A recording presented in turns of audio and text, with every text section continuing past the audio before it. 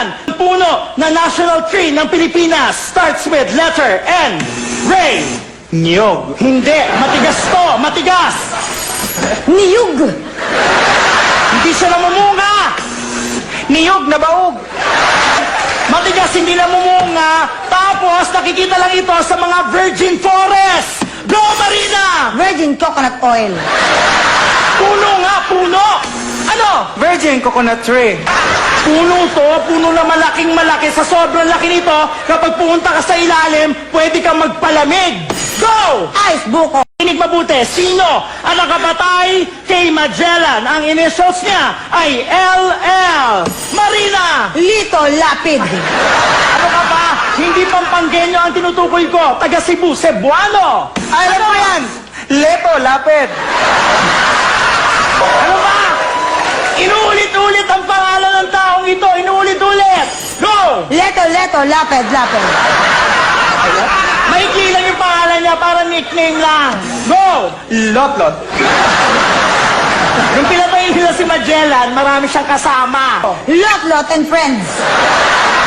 Loka kayo?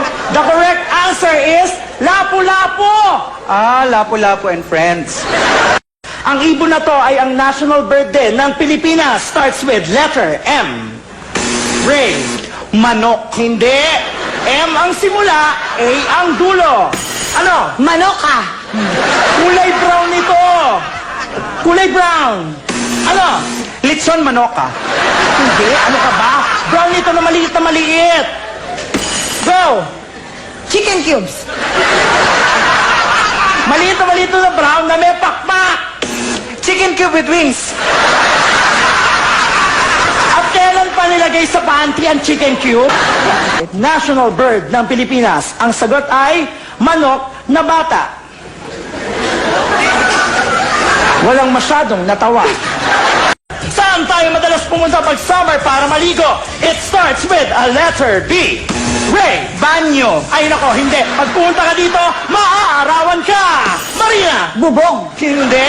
Kapag pumunta ka dito, marami kang makikitang babaeng nakabikini. Ray. Beer house. Sorry, Ray. The correct answer is beach. Ay, beach house. Ano ang ginagamit na flotation device sa dagat upang hindi ka malunod? Starts with letter S. Marina. Sirena. Hindi siya babae. Shokoy. Hindi siya lalaki. Marina. Shoki.